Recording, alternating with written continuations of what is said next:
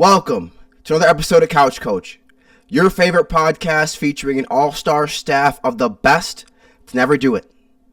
Without a couch, you're just a coach. Without a coach, it's just a couch. With both, you're one of us.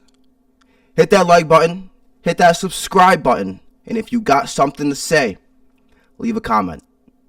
And while you're at it, hit the notification button to make sure you stay ready for when we hit the airwaves weekly.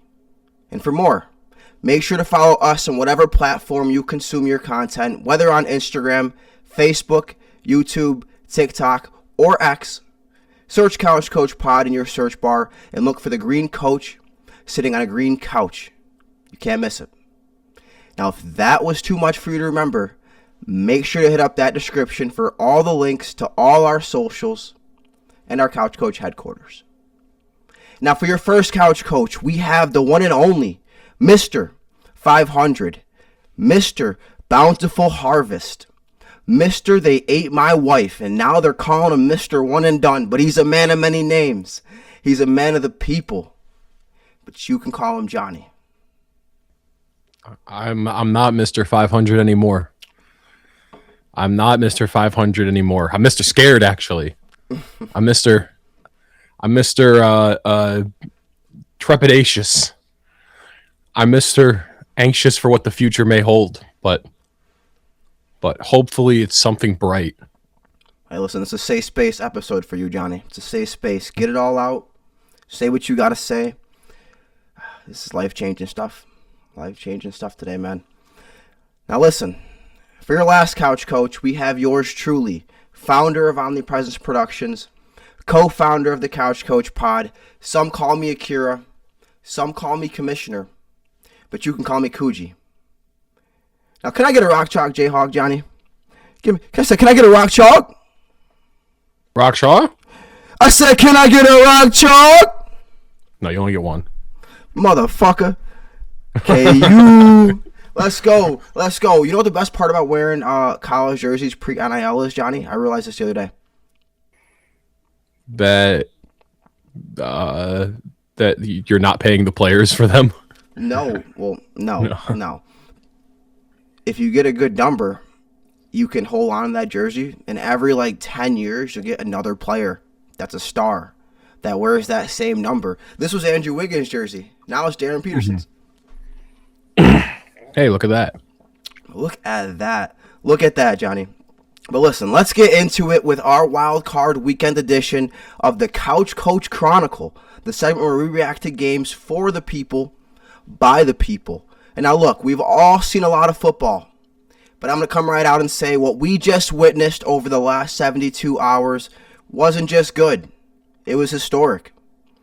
We're talking about an NFL record, 3 games decided by touchdowns in the final 2 minutes. We saw Caleb Williams erase an 18-point deficit in the fourth quarter, and Josh Allen add nearly 50 points of win probability on a single QB sneak. Now, the stats say this might be the best opening weekend of postseason football ever, up there with the Giants, 2013, 2011, and 2023. And in a league that for the first time in nearly a decade has a power vacuum that needs somebody to fill it, true parity is back in the NFL. Now check this out, Jonny. They said the window was closing, but Matt Stafford just kicked it wide open. In a chaotic shootout that saw 3 lead changes in the fourth quarter alone, the veteran gunslinger engineered a 71-yard masterclass with 38 seconds remaining to survive the Panthers. Bryce Young and upcoming sensation Jalen Coker pushed Los Angeles to the absolute brink. But when the dust settled, the experience trumped youth. The Rams survive a 34-31 thriller, proving that in January, the quarterback is the only currency that matters. Now listen, guys. This game's Couch Coach Chronicles headline: The Lion in Winter. Stafford's late game mastery silences Charlotte. But Jonny, Bryce went toe-to-toe, Bryce Young, with a Super Bowl winner and didn't blink. For the Panthers fans listening, was this loss actually a long-term win? And did we see enough this weekend to say the NFC South runs through Bryce Young over the next 5 years? No way. That runs No through way. Tyler Shuck now. Yeah, It's Shuck Tyler tonight. Shuck's You get Shuck division. tonight. Yeah. I think the hard part as a Panthers fan, is that I feel like you're just so still on the fence about Bryce. Because he played well, but He did. He looked good. you're like, you just know he's capable of doodoo. Like, I think you need to have, like, he played well, but he never has like the electric moments. Like, for example, a guy like Caleb is capable of doing some dumb things in games and playing bad, but he can turn around and do exceptional shit. And I feel like this guy Bryce doesn't. Shit. Yeah, you know what I'm saying. Yeah. Bryce doesn't have that in his bag. So the thing is, if plays fine, plays good is our ceiling for Bryce, then I'm gonna need to see it for a whole year. It's like I think it's one more year on Bryce before you make the call. Okay. That's how I feel about for the Panthers. It's one more year. I'm gonna need to see you like. You're look already good confident in Shuck though, in just that little. No, I was just joking around. No, I was just joking with Shuck. No, I think that the NFC South runs through nobody. To be honest with you, nobody should feel good about that. Say what a world we're in, because we would have thought the Bucks and the Falcons were the upper echelon, but now we might be asking ourselves: do the Saints and Panthers, are they the more promising teams moving forward? Oh, if you get a real freak on offense to come into the Falcons organization, like it might be that might be a disgusting team. You talking about you have a real, right? Not even just a quarterback. I'm talking about coach, but say because I don't know, they got two, but they don't got none. You know what I'm saying? Right. I don't know if they can fix quarterback immediately, but if you can, you get a guy, I don't know. I'm trying to think of like a good example of a player you could bring in there. Heck, man, go for Joe Milton. Go grab Joe Milton. See if you can trade a 5th rounder for him. I would try. Throw him in. They can throw Joe Milton under center there and just create the most disgusting offense ever. Where you have Bijan Robinson, you got Tyler Algier, you got Drake London. Maybe you pick up another piece for it. The defense is already nasty as hell there. You have the right offensive mind. Hey, go get Malik Willis for the Falcons. Malik Willis could be. You know what I mean? You get a real nasty offensive guy and just grab one of these hot shot backups somewhere in the league, one of these younger backups that got a lot of promise. Hell, man, I don't know. Give Will Levis a call. See what he's up to. Yeah, not Will Levis. Don't do Will Levis. I think he's still on the Titans. I think he's just the backup on the Titans still. Hey, not hearing about him is great for him, because all we were hearing was bad stuff, man.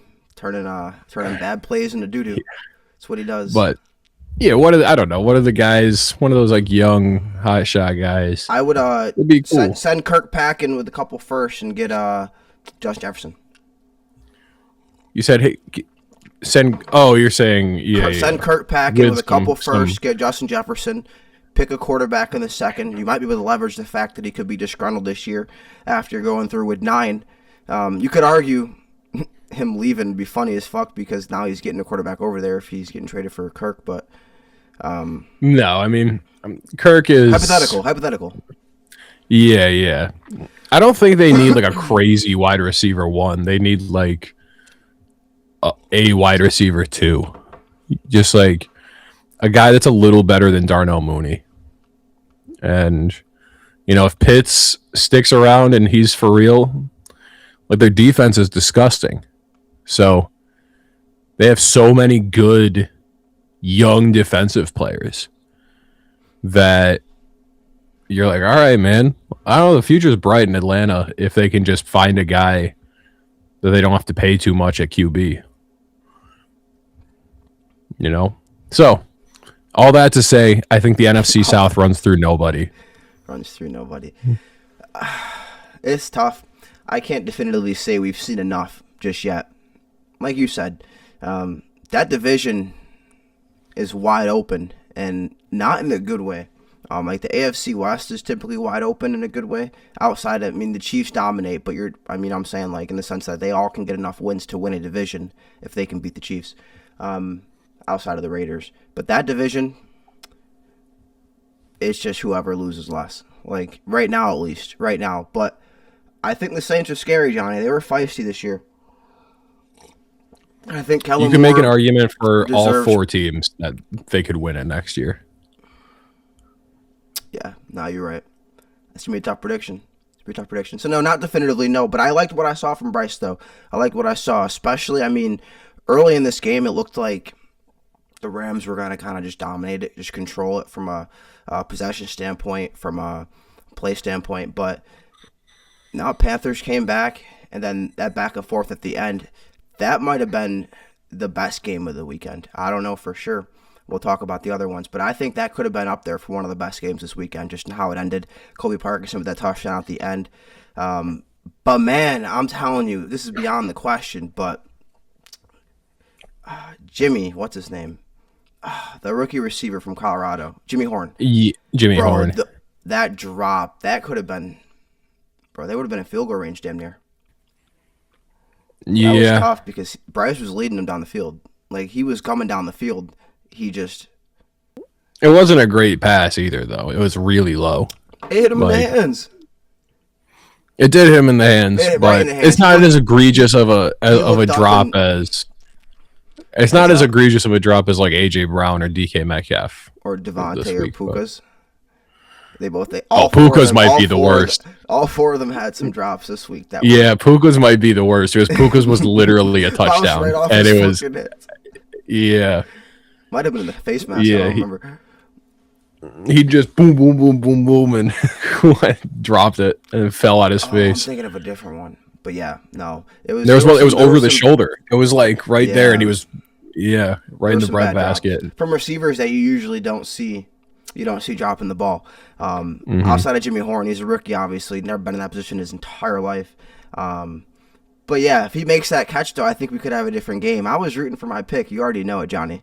I don't know if you saw my video. I did. Did you delete that quickly after? No, I didn't delete it. No, I'm not. I stand on my word. I'm not no tweeter and deleter. For anyone that doesn't know, he taunted me on Instagram and Facebook stories. He cross-posted it, taunting me. Oh, it's automatic. I forget it's on Facebook. After the punt block. And he was like, "Oh, it's all over now." Yo, that shit was crazy. That block. I said, "Oh, let's go." And then I don't know if you. It's funny because somebody who watched it before my next post, it wouldn't have been as funny. It would have just been like whatever.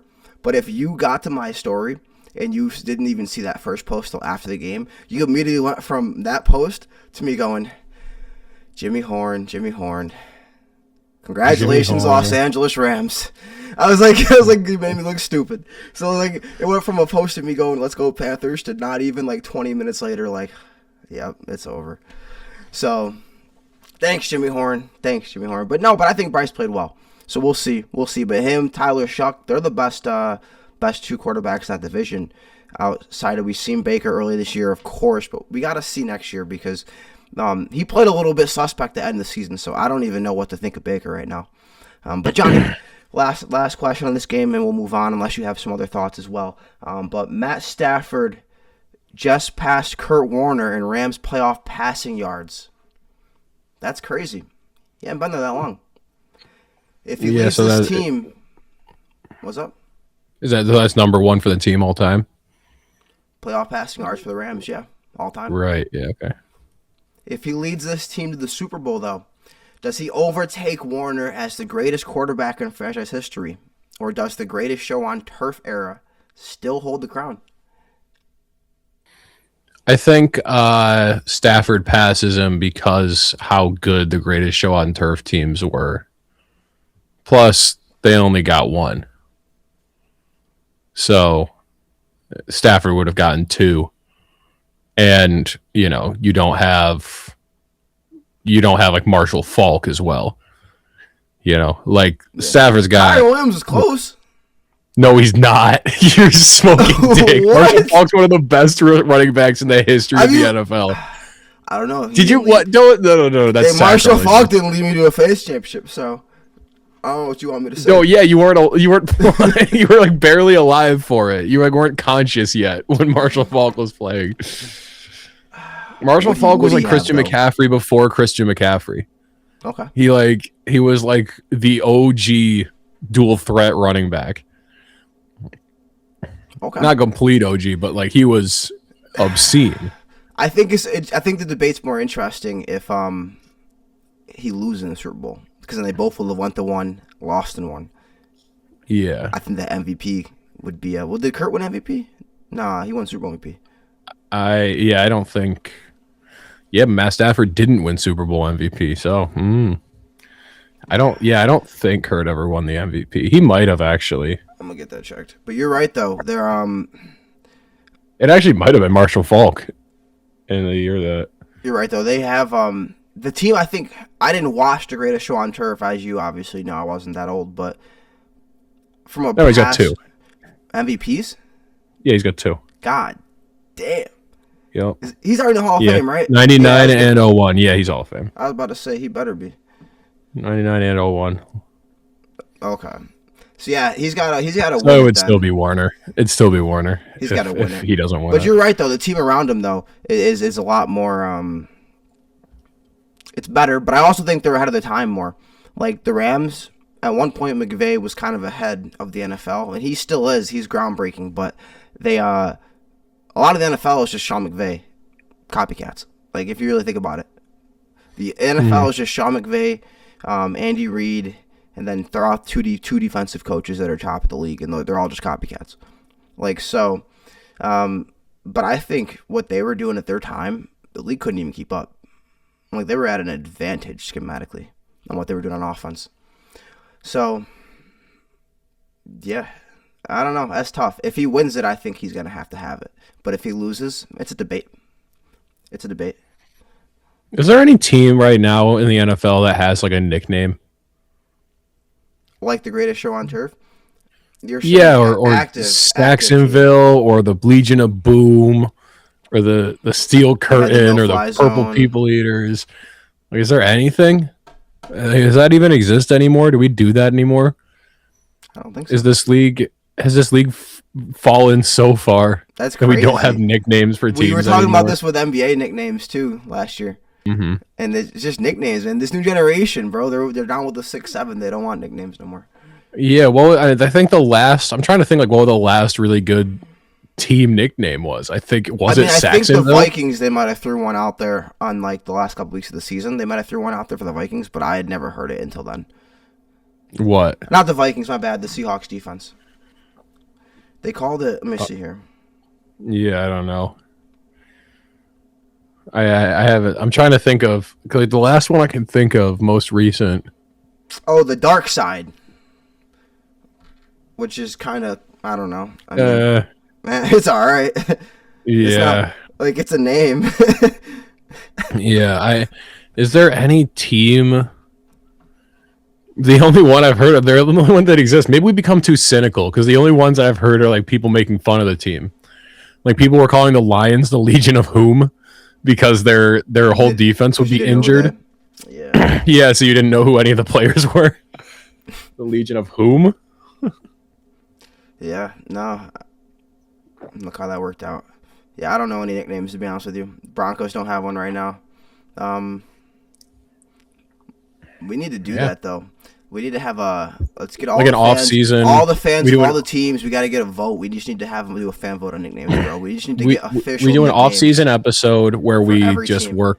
We make a nickname for every team. That's a real Bill Simmons podcast episode. Like we would be. I don't know if you seriously, watch any though, Bill Simmons. That's a thing he would He's gonna do. be on Netflix He now. pitched it. Yeah, I saw a bunch of people are. A bunch on Netflix. Yeah, I don't which know, is though, weird. Is the comment I'm not section moving gonna to be the same?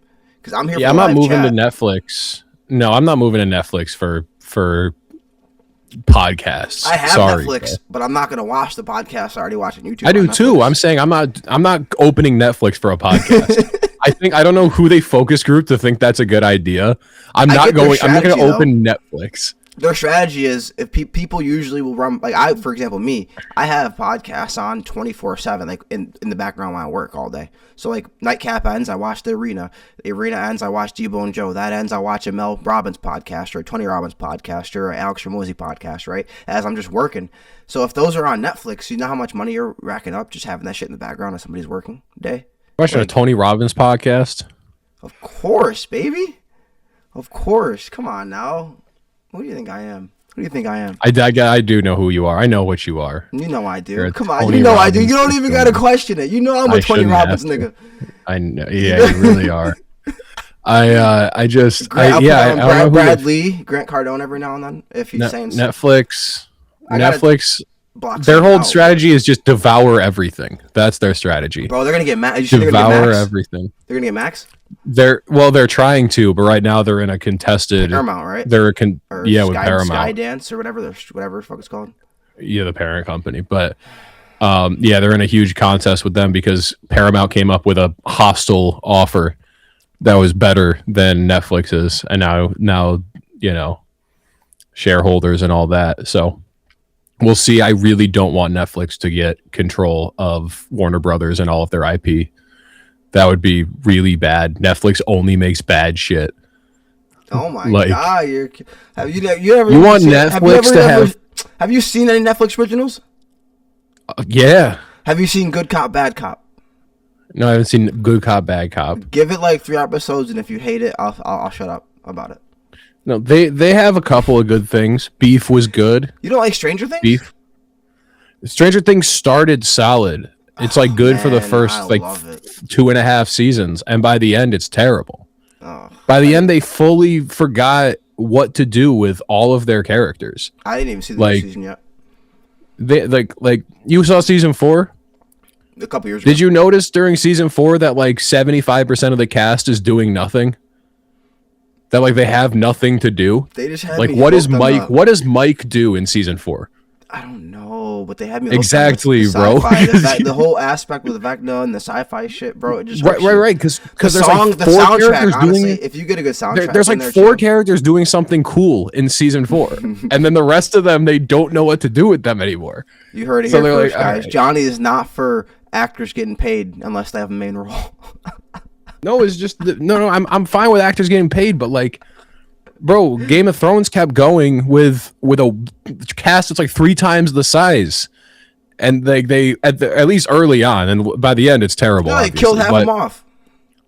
But the cast is way bigger than Stranger Things, and they give all the characters something to do.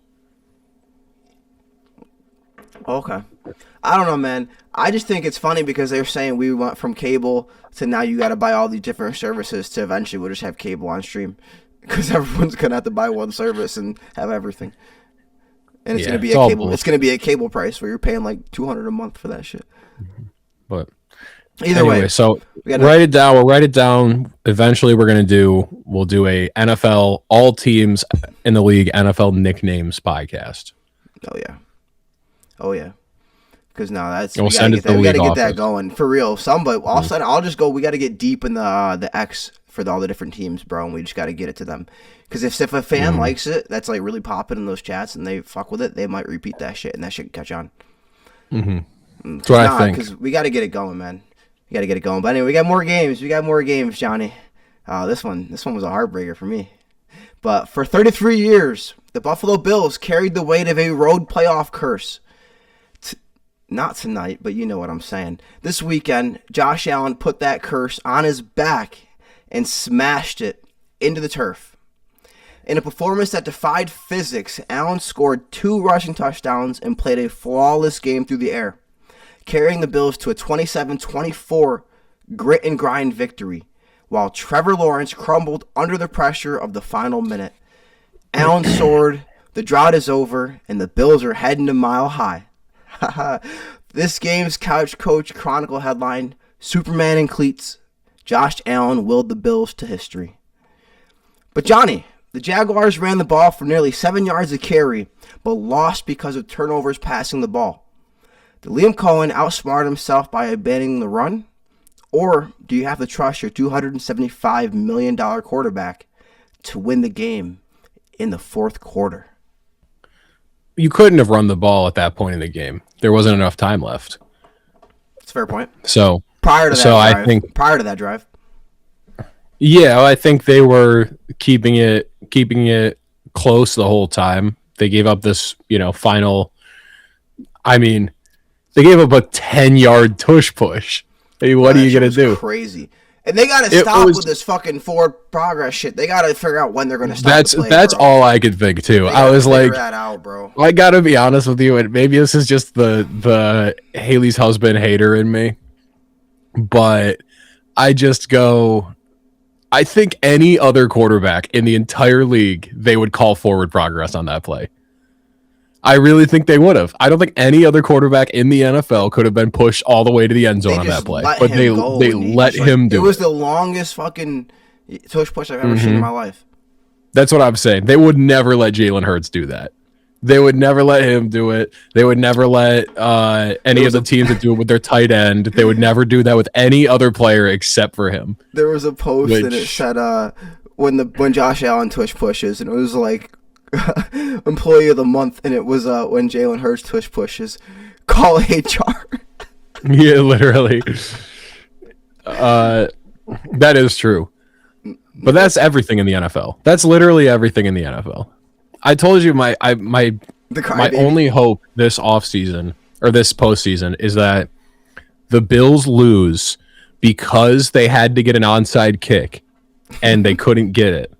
So then the league goes, you know what? We're getting rid of the onside kick. That wasn't fair to the Bills.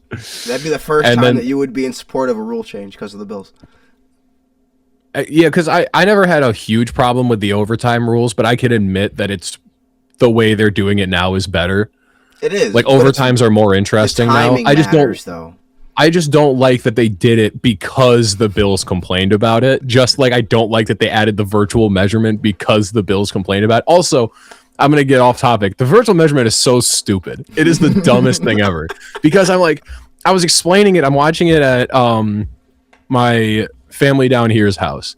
Yep. And, they don't watch a ton of football. Like, they, passively watch. And so they do the virtual measurement. And they're like, what is this? And I'm like, well, here's the thing, right? It doesn't help them spot the ball. They still are spotting the ball, just the refs are doing it. But then once they spot the ball, they do the virtual measurement to see if it got there. But I'm like, the only time that works is like in the index card moment. You remember the index card moment in that Raiders game 10 years ago? Yeah, where they put that shit so they could see how much space between the lines. They wanted to see if it touched the index card and the chain at the same time, or the ball and the chain at the same time. And it was like, all right, cool. But that was iconic NFL. When he pulled that index card out like he was about to read off a first pick of the draft, but he was so happy. But it's just a really weird system. What they need to do, and I know why they don't do it, is because they like the idea of the chain gang, and they think it's a fun thing that we still do in the NFL. But I'm like, just chip the ball. Just chip the ball and then tell me if the ball made it there.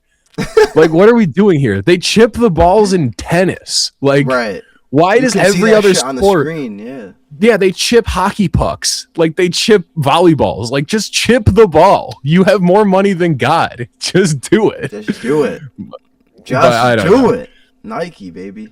Put a Nike chip on That would actually solve the problem of what the Bills were upset about last postseason, was that tush push where it was you couldn't tell if he made it or not because from different angles it looks like he did and didn't. Right. So that would actually fix it. All that to say, I don't think there's a ton you could have done super different in that game for the Jags. He just threw a bad pick in the end. He made a bad decision, threw a pick into double coverage. You don't throw that pick, who knows what happens. You don't get tripped up when you're running into the end zone on that fourth down early in the second quarter. Everything could be different.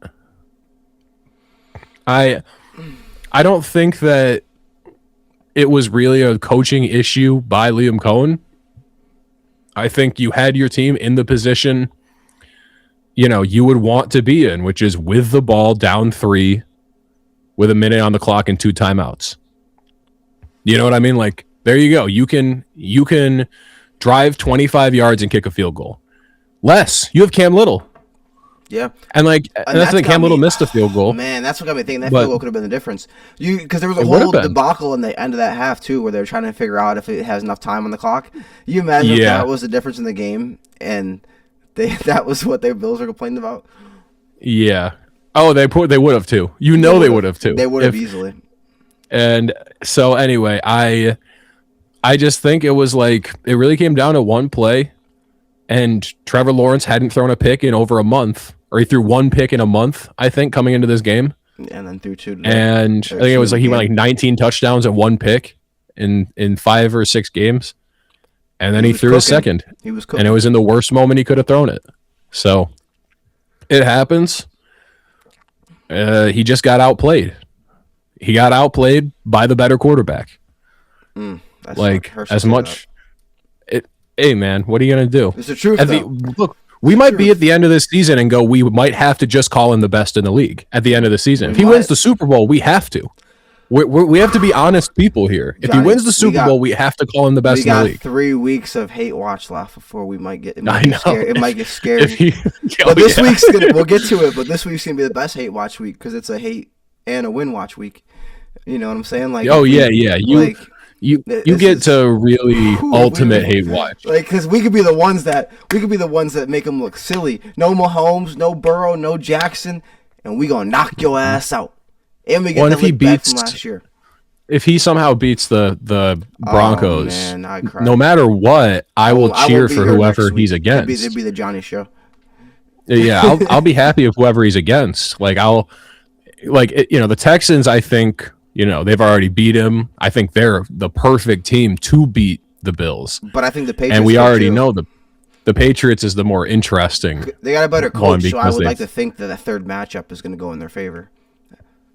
If the NFL scripted the season, the postseason, if they did, the conference championships would be Bills, Patriots, Rams, Seahawks. Yeah, because it would be 2, third matchup of teams that split in the regular season and had really good games. Division rivals a split in the regular season. So if they scripted the league, that's what they would do. Yeah. What? Yeah, no, I don't think you got to trust your quarterback. I mean, you know what I'm saying? You paid him for a reason. He's been playing great all season. It's tough though because you have Etienne and Tutton, and they were toting that rock. There were some runs they had, bro. I was like, God, I thought they were just gonna run the ball all game. So they don't even got. His name's funnier than that, by the way. It's Tootin. Tootin. Yeah. Sorry. Yeah, Bashal Tootin.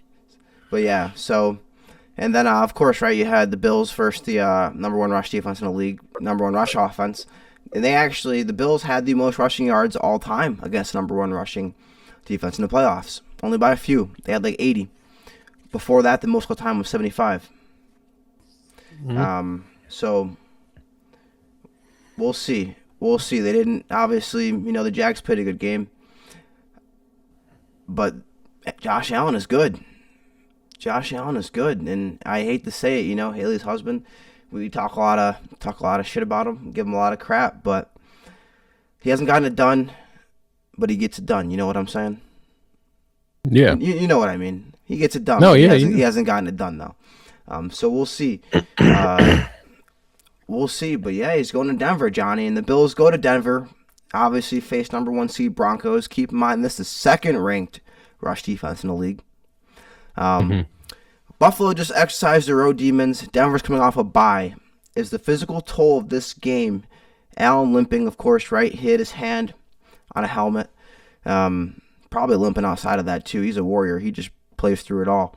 But with the short week, is that going to be a deciding factor against the rested Broncos team, do you think, Johnny? And don't make your prediction just yet. We're going to do that later. But do you think that'll have an impact? Not meaningfully. I think very similar to Big Ben, that Haley's husband is always just he's always carting a bunch of injuries, small injuries around. You know, Big Ben was always doing that too. He always had like 3 or 4 minor injuries that he would just walk out there with, and you couldn't really tell when he was playing. So I think it's similar, and I don't think it's going to be meaningful. I think what decides this game is if the Broncos will allow him to make disgusting third down conversions. Right. My bad. Candace is crushing right now. No, 100%. I don't think it's going to have a huge impact. It will have an impact, but it's going to come down to that defense for Josh Allen at the end of the day. Bo Nix making plays. Bo Nix has to make plays. But yeah, no, Josh Allen, like you said, he's never hurt, but we definitely know he has injuries that we never even hear about. I mean, the way he plays his style, he's like Jackson Dart style, obviously. A little bit more reeled in, safer, makes better decisions when to run. But he's just a big dude. He's going to take a lot of hits. I'm excited about that game, though. But John, did you have any other thoughts on this game before we move on to the next one? No, I think I've made myself pretty much clear. Yeah, we'll see. We'll see how the team looks next year for the Jags. Oh, but I think that reporter probably got Liam Cohen in the right headspace to go undefeated next year.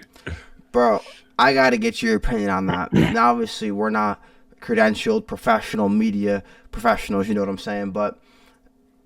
And I feel like when the job of the media, obviously they got to give information, but at the end of the day, without fans, the fans consume the media. So without the media, or without fans, the media doesn't mean anything. You know what I'm saying? If fans don't want to consume the media, it doesn't mean anything. So at some point, you have to cater to what the fans want to hear. And obviously, the fans want to hear questions about, hey, what happened in the game? What do you think? But I think more fans agree with what she did than disagree, as opposed to all these people that are ripping her, bro. I almost cried. They put Beach House space song in the background of that question, bro. You see his face, like. No, I looked up smiled and everything that I saw about it. Like I was pretty much just scrolling through Twitter, seeing that everyone was saying, everyone was just saying like, if you don't like this, you don't have a heart. And I'm like, yeah, I think most people liked it. I think you're just kind of a dickhead if you didn't. That was just a human moment. That was a woman who saw a man who was hurting, doubting himself at his lowest moment, and she had to lift him back up. Yeah, and it's not like he's not about to get he's going to get 20 other questions about that shit that aren't going to be like what you just asked. Like, and they're all going to ask like the dumbest questions too. They're all going to ask the same questions. What went wrong tonight? What would you have preferred that she went out there and went, Coach, what went wrong today? Why did you what happened did you want Trevor Lawrence to throw a pick in the end? What went wrong today when you was over there? Why did we lose the game? What could you have done differently, Liam Cohen? I'm just curious, actually. What are we talking about? Let's, no, that was beautiful. Let's have a nice human moment. That was beautiful. I hope she is at every single Jaguars press conference next year. I want to hear more from her. I hope her and Liam Cohen get married. That's crazy. She's probably way older than him. I mean, I guess, hey. Doesn't matter. Bill Belichick, right? Exactly. But Johnny, they lost George Kittle. They were missing half their defense. They were walking into the most hostile environment in football against the defending champs, and they didn't blink. Mm-hmm. Brock Purdy and the 49ers exercised the ghosts of NFC championship games past, using a Juwan Jennings trick play and a suffocating defensive stand to end the Eagles' season, 23-19. The champs are out. The Niners are the league's most dangerous zombie, and Philadelphia is burning. Apologies there. May have been some babies born, I don't know, but they're burning for sure. This game's Couch Coach Chronicle headlined Purdy and the replacements 49ers survive injury and chaos to dethrone the champs. Now, Johnny, Brock Purdy threw 2 picks early, but bounced back to lead a game-winning drive in the fourth quarter. Is it time to stop calling him a system quarterback and start recognizing him as one of the league's elite clutch performers? I don't think Brock Purdy and elite should be put in the same sentence yet. I think he's real solid. I think he's capable of winning, any given week. He's certainly not bad, but he's not elite. I think he's still not there. He's still not consistent enough. He's still so mistake prone, and his highs don't match. They don't overcome his lows enough to call him elite. The best quarterback in the team is Juwan Jennings, as we all know. Bro, he used to play quarterback. I know, yeah. He was a 4-star recruit out of high school, which is better than Joe Burrow and Justin Herbert. I remember I saw someone bring that up. He was a better recruit too, but it was crazy. Yeah. So, I wouldn't put him in elite company, but he's good. Good quarterback. Solid quarterback. Not going to be mad having Brock Purdy there. He can do it. He can do good things. What this is really about is the Eagles. Because the Niners just did what they've been doing all season. It's just Christian McCaffrey. Christian McCaffrey. So good, bro. That's all they've done all year. George Kittle died. Who cares? Christian McCaffrey. That's crazy. Who cares, bro? Rest in peace. For their rest in peace. Yeah, that's going to be a rough one for him for his career. You go tearing an ACL or an Achilles at this point in your career. That's a tough one to come back from. As a skill position, that's and he rough. Blocks. I'm thinking you got to think about your foot position when you're blocking. I can only imagine what an Achilles might do to a lineman. Yeah, so it's going to be a rough. That's a rough one because that means he's out for next year. You're not coming back. You have to. If you come back next year off an Achilles like late in the year, that's going to be rough. I wouldn't do it. Early comeback. There's probably no Kittle favorite. For 2 years from now. Maybe. He's not coming back next year. That'd be crazy. AP. Yeah, but you got to take. I think with an Achilles, you have to take 1 full year off. Yeah, Kevin. One full year, true. Yeah, really, you should do a year and a half, but you should do a KD. He shouldn't come back until if we're saying this is the 26th season, you shouldn't come back till the 28th season. If you're. Wait, hold on. This is 26. If we're saying this is the 26. Next year's 27. You shouldn't come back till the 28th season at this point in your career. That's fair. But all of that to say, this was the perfect Eagles loss. It was a perfect loss, emblematic of everything that's been wrong with them for the entire year. Which is just that for some reason, they get 1/2 of good offensive football, passable offensive football. I don't even want to say good, like solid, like NFL level offensive football. And then for some reason, they just fall off a cliff in the next one. And I'm glad that I remember that was another coach who I claimed the soul of for the Grim Reaper segment was Kevin Patullo. But I thought it would happen mid-season. But it's eventually we got him eventually. They all come back to me eventually. but yeah, it was just disgusting. And it's crazy. The thing that I do keep thinking about is Sirianni will go into next year on the hot seat. Oh, my phone just lit up. The woman in my phone just lit up when I said Sirianni. Oh boy! I don't want to say her name. I didn't want to say her name again, but he'll be on the hot seat next year. A man who has gone to 2 Super Bowls in the last 4 years and won one of them, and has won the division. What was it? 3-4 times in a row, or I guess 3 out of 4 of those years. I think actually the 2 years ago the Cowboys won it. Got one, I think, yeah. Yeah, but won the division, gone to 2 Super Bowls, has an insanely good winning percentage, and he'll be on the hot seat next year because he's just not taken seriously. Still, he's not taken seriously. If they fired him right now, would he get another job? Would he be a head coach with 9 coaching vacancies right now? Would he be a head coach next year if they fired him right now? John Harbaugh. I'm saying, like, it's really interesting. There'll be a lot of other coaches that would sign first. Stefanski was signed first. Yeah. There's a bunch of coaches that people would rather have than him. So it's just very bizarre that they just couldn't fix the problem. It was very apropos of, like, the Steelers for a lot of the season, where you have the most expensive defense in the league and your defense kind of sucks a lot of the time. Similar to the Eagles, you have the most expensive offense in the league and it sucks all the time. How is this happening? And A.J. Brown, a lot of really bad drops. Saquon couldn't get it going in the second. It was just ugly, pitiful, icky, sickly. Hey. And I did say my prediction. I said we're going to get one good half out of the Eagles offense. But are we going to get 2? Always. I did say that. That's how it's, to your point. I thought they'd be able to just eke by on defense alone in that game. And the defense did play relatively well.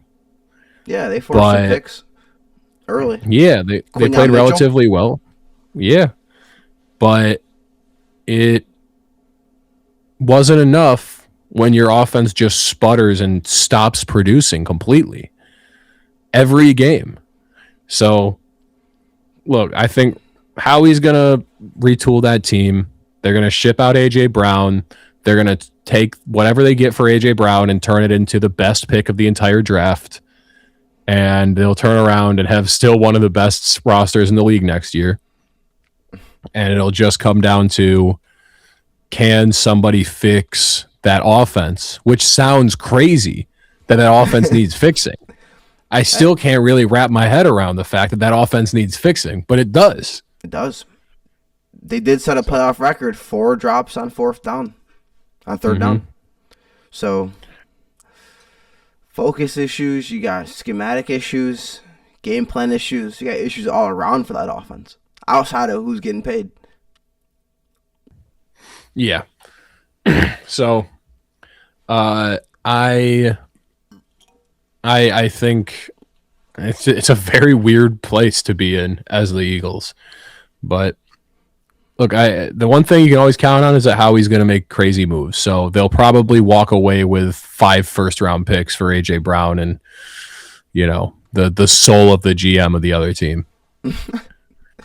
Yeah. What else can we expect? He'll make moves for sure.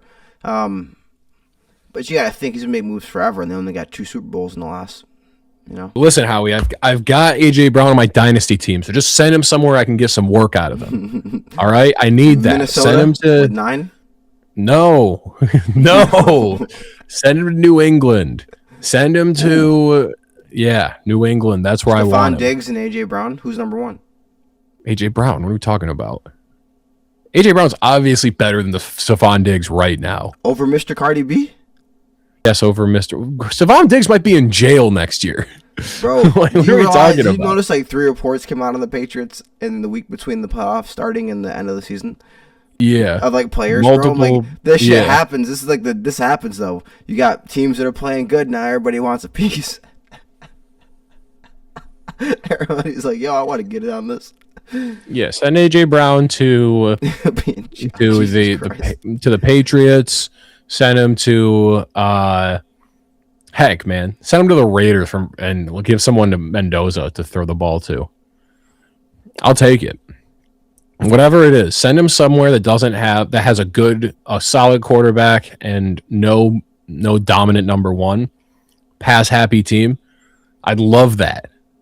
Send him to the Patriots, please. That's what I'd like. No, I think I'm not going to go as far as saying we can't use the words elite and Brock Purdy in the same sentence. Elite player, no. Elite quarterback, no. But elite clutch performer, yeah. He's an elite clutch performer. I mean, first of all, you start off with 2 picks early on in the playoff game like that on the road. You got to be elite to come back from that and bounce back. But now, granted, he didn't throw all the touchdowns that game. But at the same time, I want to say, like, out of his playoff wins, 5 or 6 of them are fourth quarter comebacks. Out of all of them. And he's got like 7 or 8. So, I mean, he's clutch. He gets. That's what I would say. He's clutch. I don't know if I would say elite clutch performer, but he's clutch. He's clutch. Okay. So we can settle on that. Yeah, he's not. I mean, yeah, I think I would. He's definitely clutch. The elite clutch performer. That's Matt Stafford. That's prime Aaron Rodgers. That's Pat Mahomes. That's I mean, we'll have to see. He's clutch. Once again, clutch. Elite clutch performer. It's like you have to do stuff that's superhuman in the clutch to be an elite clutch performer. Okay. Now, all right. I shouldn't have brought Bo up. Now we're gonna get into it. But anyway, but yeah. So he's clutch.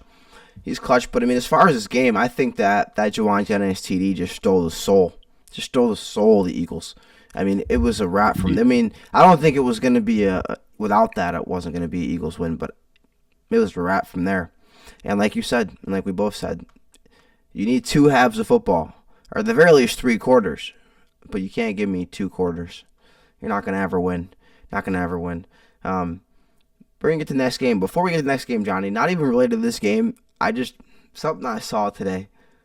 And we won't spend too much time on it. Did you see what Stephen A. Smith said? Oh, that Charlie Kirk had 8 receptions for 144 yards and a touchdown? Bro, of course. From beyond the grave. Bro, what a guy. Somebody said he went 1 for 1 from long distance. And the comments, bro, I was like, no. That's so good. Bro, that's crazy. So I was like, man, that really he's in both worlds. He's in the politics and he's in the sports world. So every now and then, you know what I'm saying? Like, you're gonna make a. But yeah, that was crazy. That was a good save by the moderator, because if she didn't correct it, it might not have ever been addressed, and then that clip would have went even crazier. Like if it was never addressed, like it just kept going, because you're just in the flow. You're not gonna. You might sometimes you say, like even on here, like you say shit and you hear that you said it in your mind. You think I got to come back to it, but sometimes you don't even hear what you said. You're just like. No, Christian Kirk's got a new nickname now. It's over. He's Charlie Kirk, bro. That's Charlie Kirk. If Charlie Kirk goes crazy in the next game. God damn. Anyway. Charlie Kirk should have been a quarterback. I don't like the guy. He was. I'm not a fan. He was. But did you ever see the video of him? He goes to Liberty University and he stands at the 50 and just hucks it standing still at the 50. Did you see him? All the way to the end zone? I forget what player it was. Because he was like 6'5". There's a player in the NFL right now who he literally went to a camp with for like the Elite 11 type shit. Yeah, he was a good quarterback apparently. Great quarterback name too. All-time quarterback name. That's an amazing quarterback. No, Captain Charlie Kirk, bro. Oh, Charlie. You call him Charlie Kirk. I know, but we call him Captain Kirk. Yeah, Captain Kirk comes out there. Yeah, then he doesn't have to spend his entire life just like bullying trans people and being racist. Right. He could have just gone out and been a great NFL quarterback. Crazy. Changed the world in other ways. But he'd still be alive. Anyway, we got more games. Down 21-3 at halftime. The season on life support. The ghost of Packers blowouts passed, haunting Soldier Field. And then Caleb Williams happened. In a comeback that will be played in Chicago bars for the next century, the Bears star orchestrated a 25-point fourth quarter explosion to stun Green Bay, 31-27. The rivalry has turned, the curse is lifted, and Chicago is dancing into the divisional round. This game's Couch Coach Chronicle headline: The Bears raid. Caleb Williams erased 18-point deficit to end the Packers era. But I got one alternate headline for you guys there. One alternate headline. It won't make it because it's not PG. I fucking hate those guys. Fucking hate those guys. But Johnny, Caleb Williams just broke the Bears franchise record for the passing yards in a playoff game in his first ever postseason start. Is he already the best quarterback in Bears history? Yeah. He's definitely the most talented. Certainly the most talented. Who are we putting him up against? Like Jay Cutler other than him. Jay Cutler, well, definitely not McMahon. Like, who is it? It's gotta be Caleb. No, it's Mitch Trubisky. No, it's Justin Fields. Hold on. No, wait, Tyson Bagent. That's who it is. Nah, it's he's definitely the most talented easily. I mean, we were right about Ben Johnson. Jim McMahon, I think, still has the iconography. Right, he's an icon, but is he as good as Caleb? Nah. Did you see the SVP after on Sports Center after the game, and him and the guy from NFL Network? Are you talking about no. After that on Sports Center with Scott Van Pelt, they're going back and forth, and they're talking about LaFleur. And or not LaFleur, Ben Johnson doing that, and they're literally just cussing at each other, going, "Fuck me, no, fuck you, no, fuck me, no, fuck you," and they keep doing it. And before they do the segment, FVP is like, "We filmed this beforehand, and it's actually there's a lot of cursing in it, so I apologize to anyone at home." And I was like, "Damn." The thing with Caleb is he's starting to show it's rare, man. It's rare that when a guy's got that much hype behind him that he actually starts doing it. We haven't gotten it in the NFL in a long time. The closest maybe is Burrow, but no one else really had that. And Burrow didn't have that type of hype. There was still a lot of question marks around him when he came in the league. And Caleb was supposed to be, yeah, I mean, of course, but as far as people weren't sure if he was going to be this good, right? But now Caleb, I mean, I don't think it's hyperbole to be that throw he made where he rolls left and throws left on fourth down. Yeah. And and in between there are 3 Packers around. I think it was DJ Moore that he threw it to. Yeah. 3 Packers around him. And it's just in the absolute perfect spot with a Packer grabbing his ankle. And you're like, it's truly one of the best throws you could ever see in the NFL. It's up there. It's that good of a throw. It's up there with some of the Rodgers late game throws when he would just do a perfect Hail Mary and hit the guy right in the hands, or it's hard to compare it to things. How good that was. He turns into literally the best, one of the greatest quarterbacks ever in the fourth quarter. This dude, Caleb Williams. Yeah. I don't know how he does it.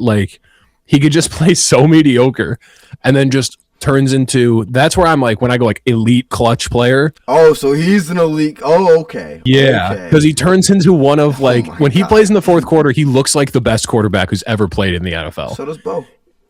No, he doesn't. He looks good. He looks good in the fourth quarter. Come on now. He doesn't. You cannot be so delusional in your Broncos fandom that you could say that Bo looks as good as Caleb Williams does in the fourth quarter. They said I was delusional when I said the Patriots are going to win the division. Look, I'm saying that there are levels to it. There are levels to how good Caleb Williams becomes. And I think my levels to how delusional you can be. No, to how good Caleb Williams becomes compared to other people who are clutch. It's just crazy. We'll see. And he it's just nutty, and it's such a bizarre thing to be they're maybe the only team in the league that could be down 2 scores in the fourth quarter and not be concerned, because for some reason, right? So we'll find out. They'll play each other. I mean, both well, not yours, but my bowl, they'll play each other, so that'd be I got both. We'd find both out of mine. I got both of mine still alive too. I've got the hand on the shoulder bowl. Oh, I'm saying though, Bo Nix versus Caleb in the bowl, we would find out right there. Yeah, we would. So it'd be interesting to see. But just phenomenal. I'll give credit where it's due. Jordan Love played great too. It was post-Toyota. Jordan Love, he had 4 touchdowns outside of Toyotathon. That's impressive. They threw the ball so much. Why are they throwing the ball 46 times when they lead the game? They led for most of the game. Because Josh Jacobs could not get a yard to save his life. He had like 20 yards in the fourth or the second half of the game. Bro, you gotta do something else. He just could not gain anything. Golden, where's Golden at, bro? Get him the ball in the backfield or something. Golden had that crazy touchdown in the end. He was really good too.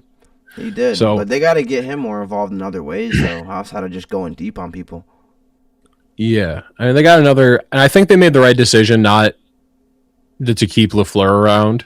I mean, they're still negotiating with him allegedly, but I think they're going to keep him, and I think that's the right decision. I don't think there's anyone on the hot seat. Yeah, next year you just have to be like, because here's the thing with LaFleur: if the expanded playoff doesn't exist, LaFleur is already fired because the Packers have made the 7 seed 3 years in a row. So if they never add the 7 seed, the Packers missed the playoffs 3 years in a row. LaFleur's gone. You know what I mean? They were the 7 last year. They were the 7 before. The one time they were the 7, the first time they were the 7, they beat the Cowboys. But since then, they've just, lost unceremoniously in the... That was Jordan Love's coming out party. Yeah. So I think you keep him around because everyone agrees he's good. It's always the litmus test. If you fire your coach, will he get hired immediately? Like maybe you shouldn't fire him yet. So I think they made the right decision keeping him. And the question is, can you tool something up, get the passing game a little bit more consistent, let one of these guys become a more of a number one? Because the lack of a number one is hard to deal with, where you need it. Like that's why we were talking about with the Texans, like why it works for the other players, because Nico Collins will draw double teams more often than not, so the other guys can get more open. Right. I mean, I know he got injured, but that's why Charlie Kirk ate so much in that game, is because they have a number one that's drawing the safety. And so Christian Kirk can come underneath and get that work. So, maybe they do just have to really focus on building a scheme around Golden or around Jaden Reed when he's fully healthy, or whoever it's got to be. Dobbs looked pretty good too. Shit. Dobbs always looks solid. Dobbs making plays, bro. Dobbs just doesn't have, I feel like, Nah, he wears a Guardian cap, bro. If you wear a Guardian cap, you can't be number one for me. I'm sorry. Well, I think it's just more that he doesn't have like an elite trait. You have to be a number one, you have to have one at least elite trait. Like JSN's not huge, but he's so fast that he's the same with like Tyreek, where it's like you're so fast and you can get open, you can separate yourself really easily. Or like Nico Collins or AJ Brown, like these guys are huge. And like Puka Nacua and Justin Jefferson have insane body control, and they can just make contested catches that other players can't make. Right. So, to be an elite guy, you got to have something like that. So I just don't think Dobbs has one of those things. He's a great wide receiver too, but I think you just got to go with Golden. He's your guy. He's the speed guy. So we'll see, but keep him around next year. And if you end up in the 7 seed and lose again, retool, move on. Yeah, I mean, he'll be a hot commodity if he gets fired, though. I'll tell you that. He'll get a job quick. But yeah, you got to run him back, though. You got to run him back. He's done too much for you as a franchise. But yeah, I don't think he's in a hot seat now. But it's getting warmer. And I also think Caleb is the best quarterback in Bears history now. And Loveland might be the second best tight end in Bears history already. Loveland's looking good. I can't. You're saying what? Just under Buckus? Oh, didn't Buckus play for them too? Third, or is it just third? Might be right? Because I could be wrong about that, but I think I could be wrong about that. See, I know Ditka did. They had a guy named or maybe a guy named Ditka and Dick Buckus. That's funny as fuck. Yeah, you're right.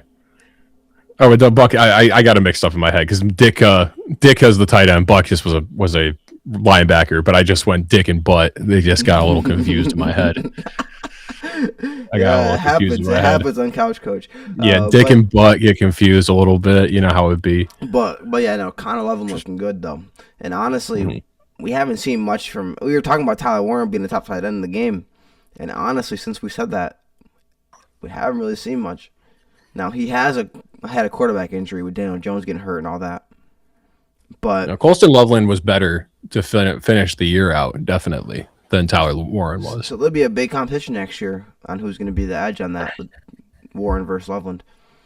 Mm-hmm. And they kind of phased out Komet. Komet's still getting targets every now and then. He's getting on the field, but like Komet used to be a product, he might be a top tight end one day, but now he's just kind of there now. But anyway, Jonny, it wasn't pretty. It wasn't flashy. It was Patriot football. In a throwback defensive slugfest at Gillette, the Patriots sacked Justin Herbert 6 times and held the high-flying Chargers to a measly 3 points. Drake May overcame early jitters to deliver the knockout blow, a 28-yard strike to Hunter Henry. The Pats are moving on to the divisional round, proving once again that in January, defense still wins championships. This game's Couch Coach Chronicle headline, the Foxboro Freeze. Patriots defense suffocates Herbert in defensive clinic. Now, John, Justin Herbert is undeniably talented, but he scored 3 points in a do-or-die playoff game. At what point do we stop blaming the coaching and the offensive line and ask if Herbert has a processing issue against elite defenses? No, he's a choke artist in the playoffs. He's a playoff choker. That's what he is now. Until proven otherwise, that is what Justin Herbert is. Because people gonna say the O-line. And that's all cool, bro. But guess what? Like the Patriots have an average defense. Like, you know what I mean? Damn. Like points for like they had a really weak schedule. So I think the points like how good their defense is on paper is lower. Like they're probably average to above average, right? But they're not like the Texans or the Broncos or the Seahawks. This is like a at best, well coached with variable, of course. Yeah, right. But the personnel and all that, like I just don't, I don't think anybody's calling them like a top 5 defense actually. And the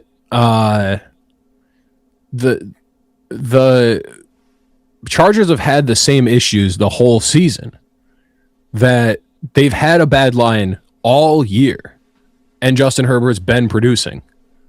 You know what I mean? Like, it's not like their whole O-line got injured in between week 18 and wild card weekend. Right. They've been bad all year, and Justin Herbert's found a way to produce. And then plays the worst game of the season in the playoffs, just like he did last year, just like he did the year previous. Like, Justin Herbert's a playoff choker. That's what he is. He doesn't play well in the playoffs. He's James Harden. He's James Harden without the MVPs. Like you're look, man, you're very talented. You do cool stuff. And Dave Madison beer. Yeah, your Dave Madison beer, that's all cool. But we give that courtesy to young players. Big dog, you're supposed to be our number 1. And you're playing like a bum. I bet you better start doing your job. You know what I mean? That's kind of exactly how I feel about Justin Herbert. The Chargers fans be going crazy in the chat. I think right now the Broncos' biggest rival isn't even the Chiefs or the Raiders, the Chargers, because them Chargers fans be talking stupid. And all I gotta say is this: every time I see Justin Herbert come on the field, I think, dun da da da, it's If Man. That's literally all I think, bro. If that's his nickname, bro. He's If. Yo, I guarantee you, let Tyler Shuck come up. Let Tyler Shuck get a playoff win before Justin Herbert. Oh my God. He'll have let 2 quarterbacks come to Oregon behind him, then go pro after him, and win in the playoffs before him. Like, hey, your defense held one of the best offenses in the league to 16 points. Oh, you had to score 17. Game 2 touchdowns and a field goal. Yeah, it was almost the entire game. You got 3 points? 3 points? So I can't. Hold on, and what do they average? I got to see what they averaged all year. What, the Patriots? No, the Chargers, because that will help too. Yeah, they average 21 points a year, bro. Yeah. 21 points a game. They have one of the best defenses in the points league. A game. 21 points a year. Yeah, You fucking terrible. 21 points a year. Well, that's probably what he averages in the playoffs. Like, or like, you know, or in the totality of his career in the playoffs is like total 21 points. Yeah. Not really, because there was the game he had 27. So but if they just do what they've done all year, they win that game with the points that they allowed on defense. he takes a massive step back in the playoffs always. And it felt that way watching it. And then you see all the people start posting the all 22, and you can see there are just wide open receivers on every play, and he's missing them every time. He's either standing in the pocket too long and taking a sack, or trying to scramble out too early, or dumping it off to his running back. And he definitely just takes a step back in the playoffs. There's no question about it now. Yeah. So and look, man, you got you had your opportunity. It's over. This is why I didn't even have them in the playoffs. I don't believe in Justin Herbert. Now I might have to change my mind, because it seems like what it really is Justin Herbert is a regular season quarterback. And that's it. But I'll have him go into the playoffs as a wild card and nothing more. It's so funny because you said that regular season quarterback. So I got these Chargers fans wanting to fight me in the chat, bro. He told me come say that shit in person. I said I would, but just like Herbert, I won't see you until September to November. Yeah, for real. No, we call them the Sparklers now. They're the Los Angeles Sparklers, by the way. The Sparklers. Yeah, it is funny to be a Chargers fan talking shit. You have really no ground to stand on at all for your Raiders entire fans are career. more warranted, to be honest with you. The Raiders fans Yeah, are more at least. warranted. At least they're like a decorated, like all-time franchise.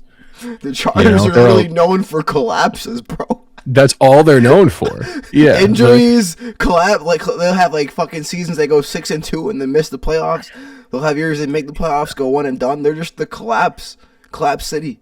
Like, yeah, the Raiders are a historical franchise. They're like a legendary squad that just has, fallen apart. They've fallen on tough times in recent years. But and honestly, I can't.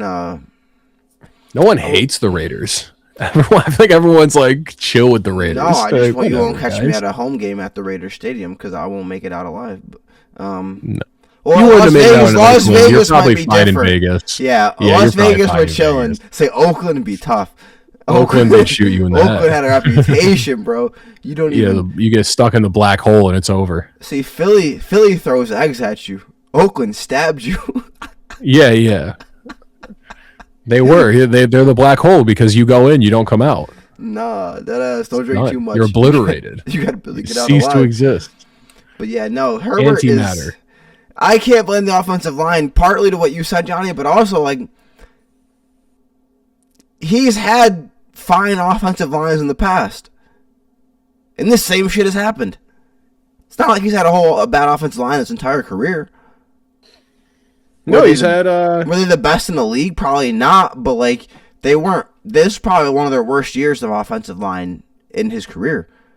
So like the same shit's happening. So it's not like you've been winning with a good line and now you're losing with a bad line. Like this is just a reoccurrence of what's already happened. The line's just worse.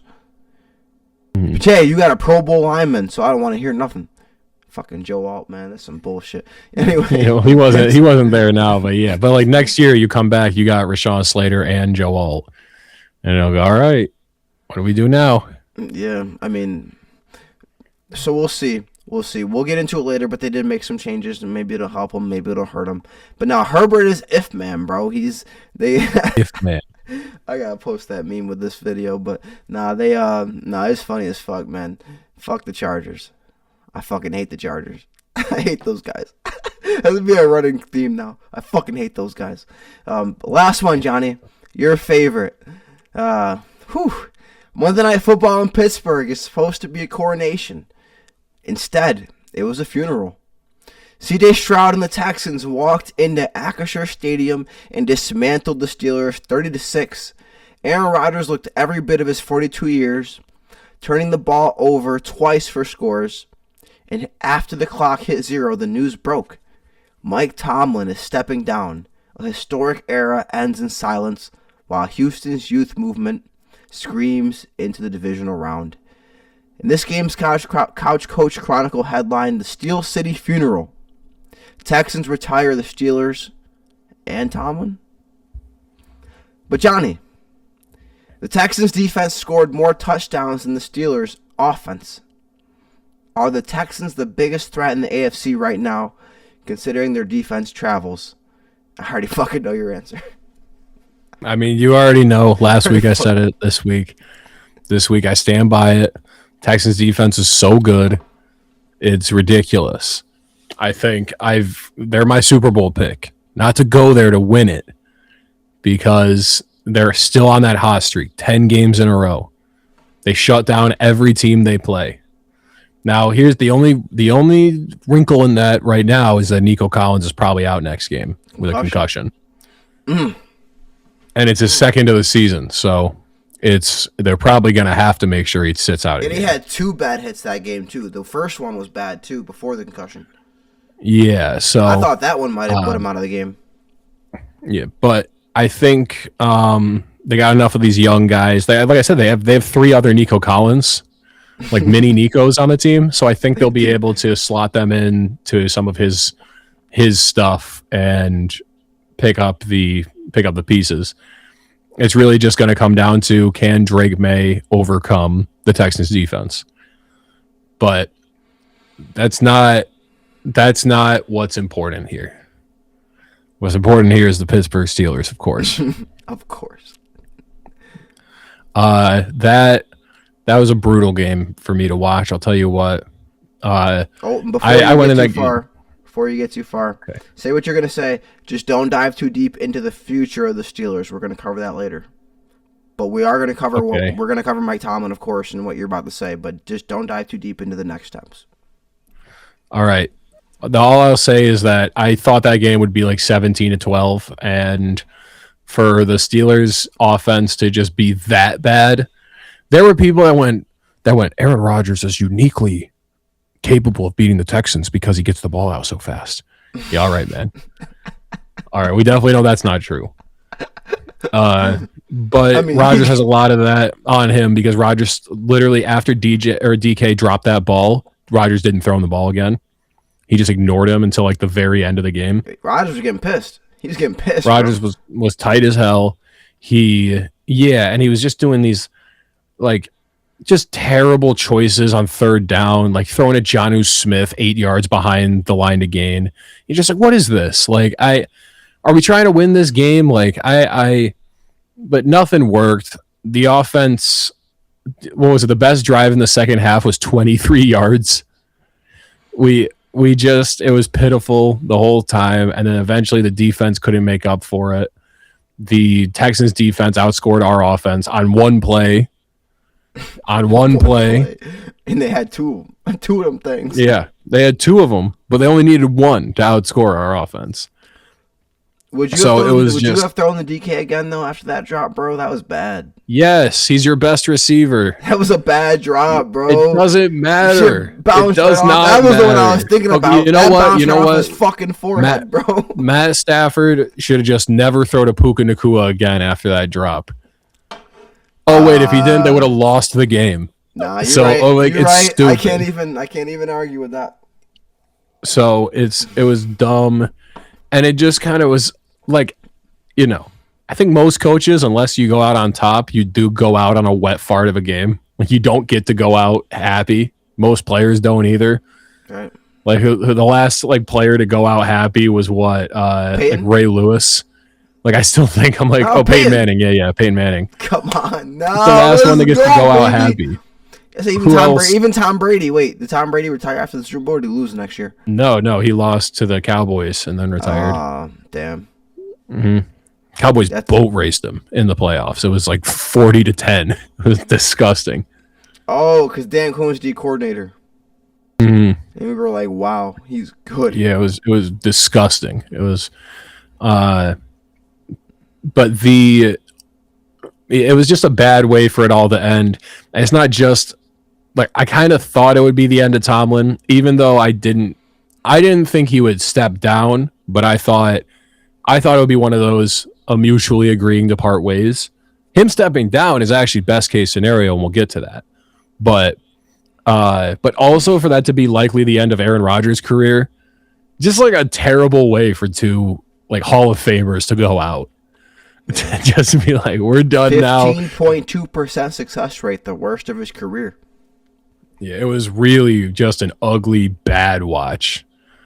So, was not happy to see it, but I wasn't surprised. I wasn't surprised outside of just how bad it was. I just thought it would be an ugly game that we couldn't, I thought we'd get 4 field goals instead of 2.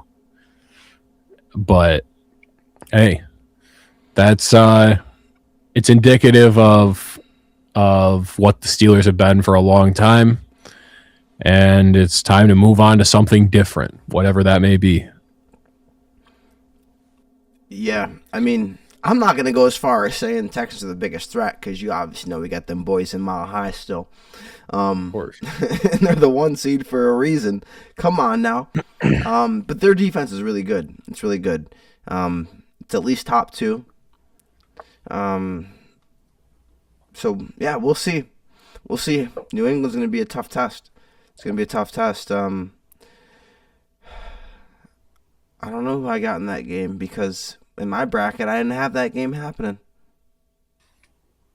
I had that game as the AFC Championship, but yeah. Hey, Jags let me down. Couldn't shake out that way. So we'll see as far as that. But in this game, this game was it was close. I'll give you that. It was close all first half. And then it just it opened up from there. And just bad body language from Aaron Rodgers.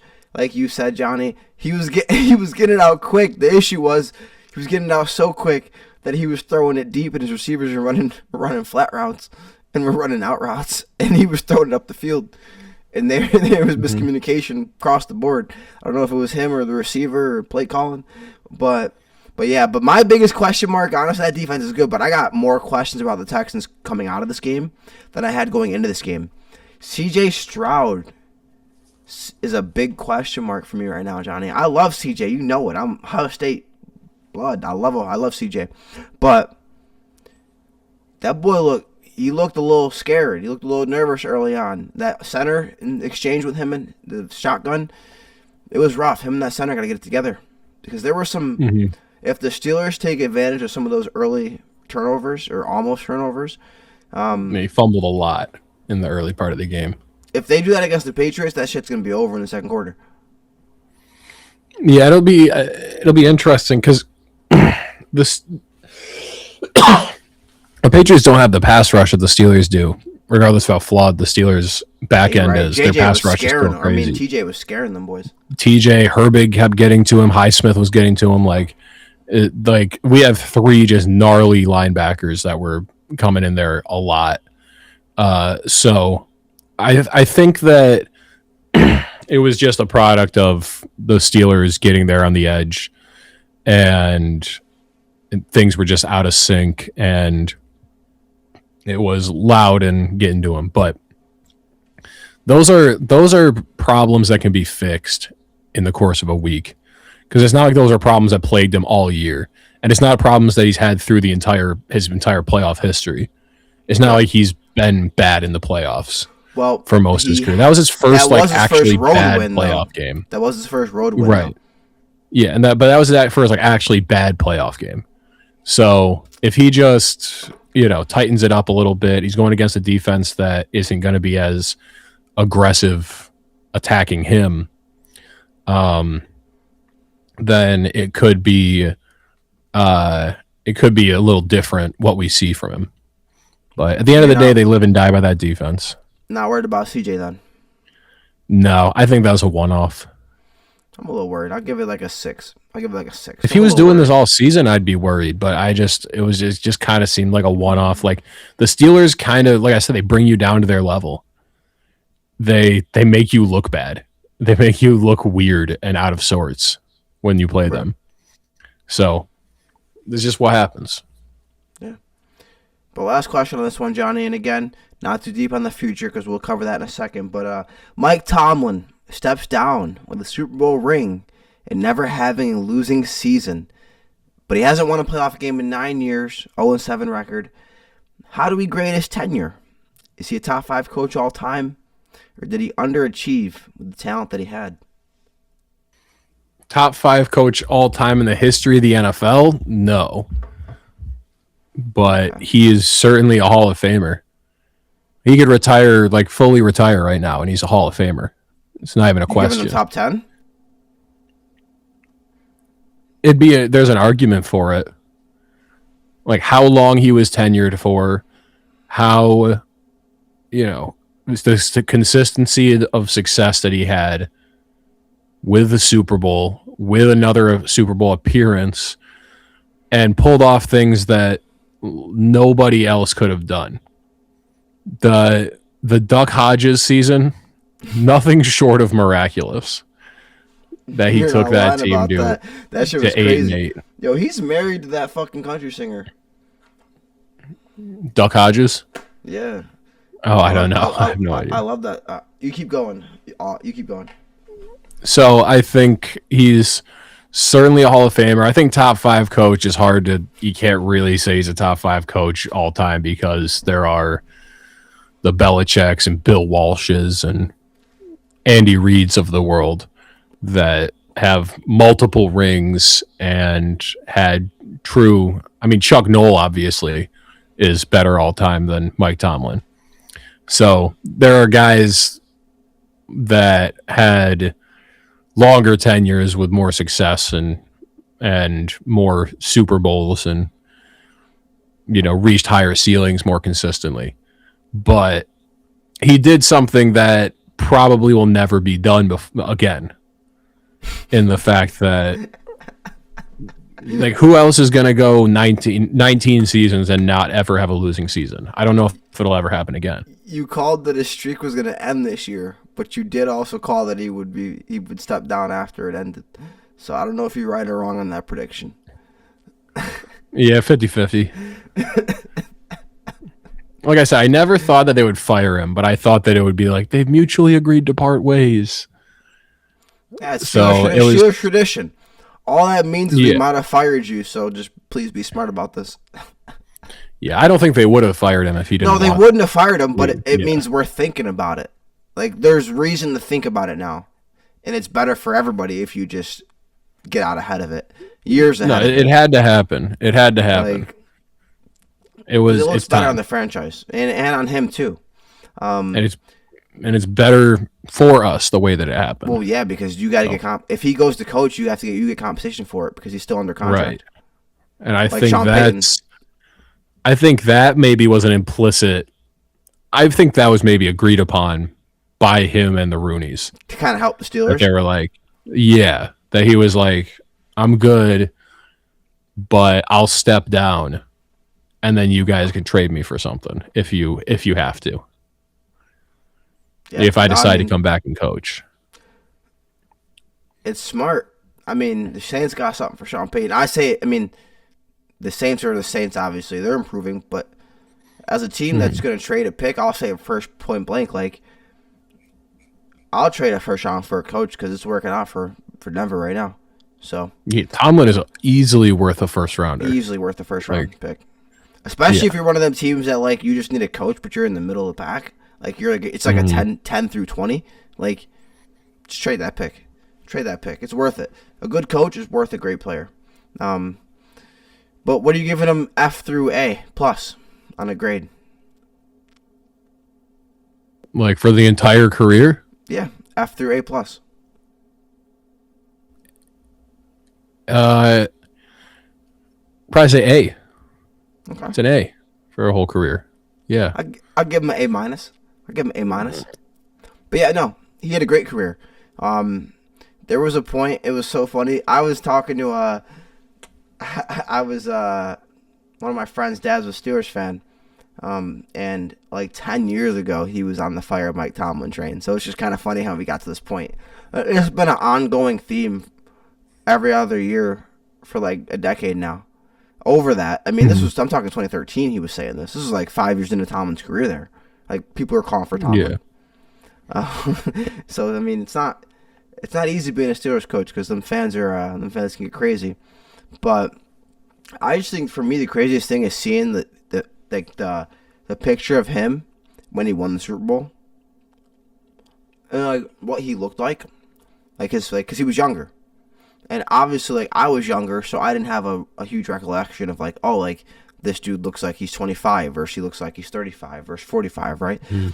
But, like, when I say Mike Tomlin in my head and I picture what he looks like, that coach, like, that look that I see, he never won a championship. Like, he won that shit back when he looked mad young.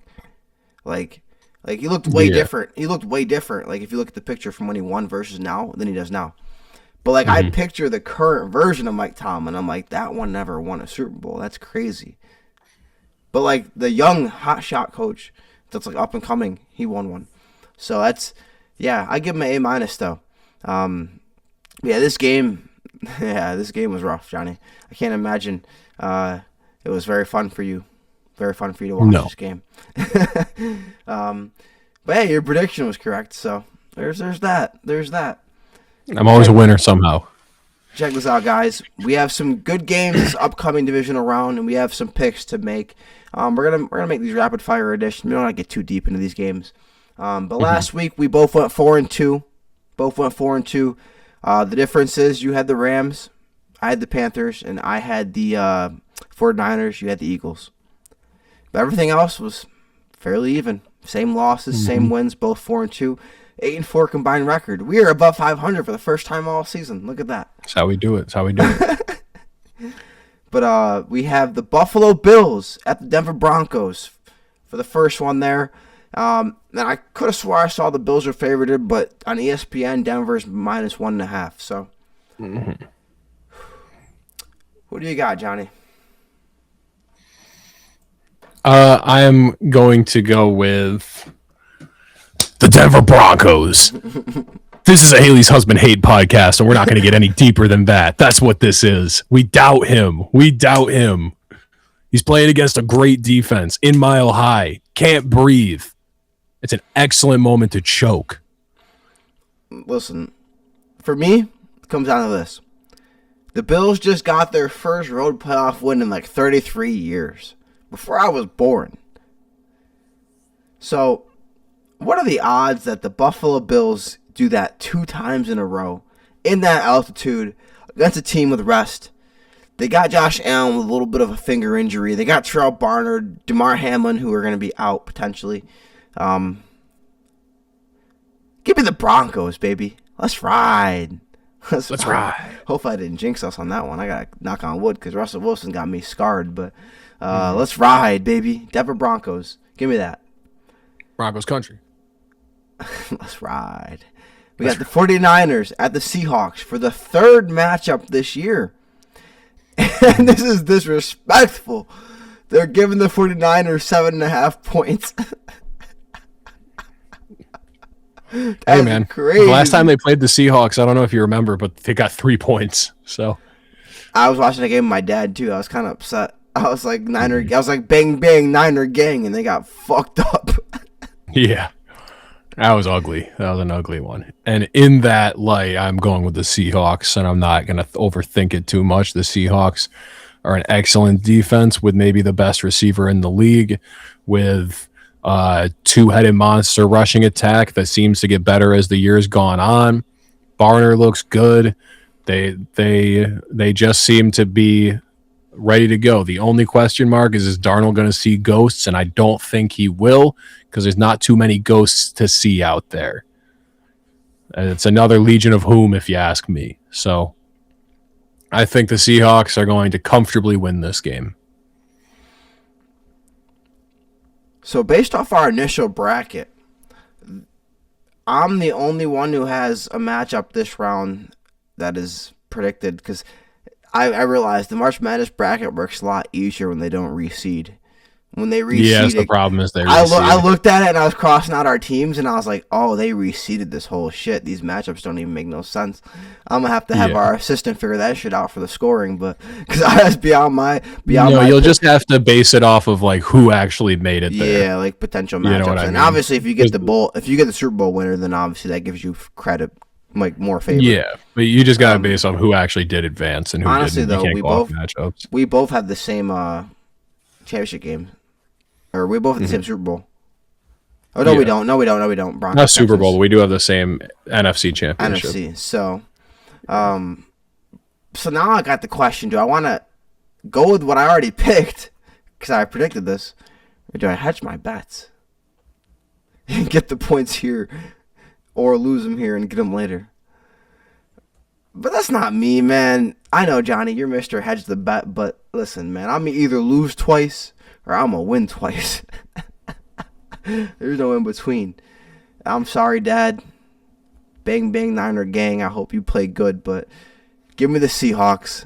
Give me the Seahawks. But I still think that line is disrespectful, though. For a playoff game, there were games between the teams played the Jets, the Saints, and the Panthers this year early in the season before we thought they were good, where the line was not 7.5. So like that's I think crazy. it's just because it's one man versus the Seahawks. CMC. You know, yeah, it's just CMC versus the Robert Seahawks Saleh. He's at home. Robert Saleh is that Is- entire defense. You get the whole 12th man at home, packed house. It's tough. Yeah, you get the dark side. The You playing the dark dark side? We're not picking that one. When we do that episode, that's not gonna be their name. We're gonna have a new one. No, that one's trash. Yeah, that one's ass. I said it was okay before, but as I think about it more, that shit is ass. That's corny as fuck. And I hate corny. I hate that word. But yeah, give me the Seahawks. We have the Los Angeles Rams at the Chicago Bears. Now, we didn't have this matchup, but we both did have the Bears in the championship game. So it'll be funny to see if this matchup changes things for us. The Rams at the Bears, Johnny, who you got? Give me the Bears. Look, all they got to do is stay within 2 scores. That fourth quarter rolls around, Caleb's going to work his magic. He's going to go Super Saiyan as he does in the fourth quarter and bring that thing home. That's what he does. And Stafford's been a little crazy with how he's been throwing the ball recently. Maybe a pick or two comes off. And the Bears get to punish that. So I'm going with the Bears. I think it's time for Ben Johnson to really stamp that it's time. Yeah, I'm going to keep it short and sweet. I'm going Bears, too. The Bears. Bear down, baby. I fucking hate that team. I fucking hate those guys. But they are giving the Bears 3.5 points. Mm-hmm. So I would take that bet. But give me the Bears. Because I think the Bears do what the Panthers can do, but even better. We have the Texans at the Patriots. They're giving the Texans 3 points. Yeah, I mean, look, I thought this matchup would happen. Have this matchup actually in the AFC Championship. Yeah, I was wrong. I didn't have the only matchup that was left. You had this matchup too. Yeah, I had this one in the AFC Championship, but it's all right. Reseeding, all that fun stuff. I wanted this matchup to come a little later. Hard to do it. Couldn't happen. Yeah. Jags messed it all up. But we're here now. My opinion doesn't change. Even without Nico Collins, that Texans defense is going to rattle Drake May just enough. It's going to rustle his jimmies. And he's going to force him to make some mistakes, take some sacks he normally wouldn't, and it'll be just enough to get the Texans over the hump to where they'll likely get Nico Collins back just in time for him to draw those double teams, draw Pat Surtain away from the rest of the Texans. The other Nico Collins is on the team. So I'm going with the Texans. I'm staying true to my picks. Yeah, I'm going to go I didn't have this one. And no, I did not. So you know what? That's a tough one, man. I honestly think this could be, Patriots, Bills, or Patriots, Broncos Super Bowl. They both, championship game would both be crazy because the Patriots Broncos was like 2012 through 2016. Like 3 of those AFC championship games. So yeah, that would be interesting to see. I said I was worried about CJ Stroud, man. Drake may have some jitters too. I got to go with the Patriots, man. I got to go with the Patriots. Okay. That's tough. I love CJ. I'm the only person in the world that sees the vision of the Texans. I see every person I've told that I think that the Texans are going to win the Super Bowl, they think I'm crazy, and I'm just like, I see it. I see the vision. I see the vision, but Mike Vrabel has played the Texans twice a year for like the last 5 years out of the last 7. So I don't know. Yeah, but D'Amico Ryans, I'm just telling you, man. D'Amico's a great coach. He phenomenal. Is. People don't put him in that. He's top 10. Like, I feel like people don't put enough respect on D'Amico Ryans. But he's just crazy. Top 5. I think D'Amico is just as good as Vrabel. Wow. I think he's just as good. I think D'Amico's that good of a coach. He turned the Texans were nothing. They were a floundering. He sued the Texans. D'Amico? 10 years ago, he got hurt in his last year, and they tried to avoid money, and he sued him, and he won. Oh, that's funny. Or they reached a settlement. Yeah, when he was a player. Yeah, I think. I think he's just like he turned that franchise, an irrelevant franchise, around. I mean, they were bottom of the league, doodoo, and flipped them into immediately a team with an actual culture, and a consistent perennial playoff team. Instantly. And it just kept that culture all the way through. And it seems like their defense gets better every year.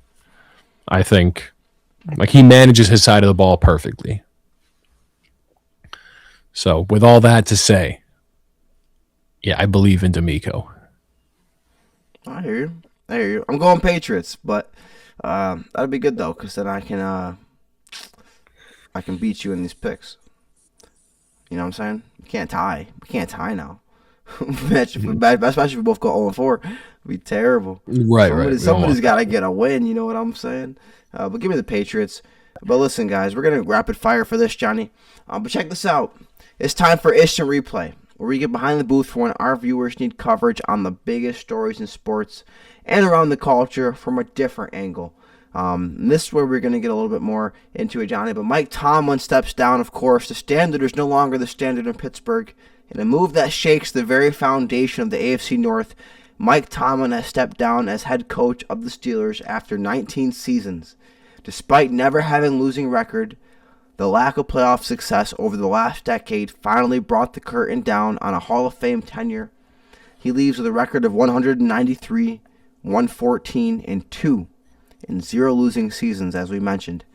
And he's quoted saying, "I want to thank Steelers Nation. Coaching against Pittsburgh is unlike anywhere else, and I will always take great pride in having been a steward of this team." Jonny, does this move signal a full-scale rebuild in Pittsburgh, and does that mean Aaron Rodgers is done there too?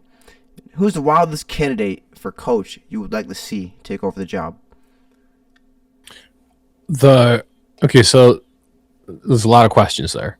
Yep. I think that what I want to see, I think I've been on the record with this, is I want an offensive maverick to come in there.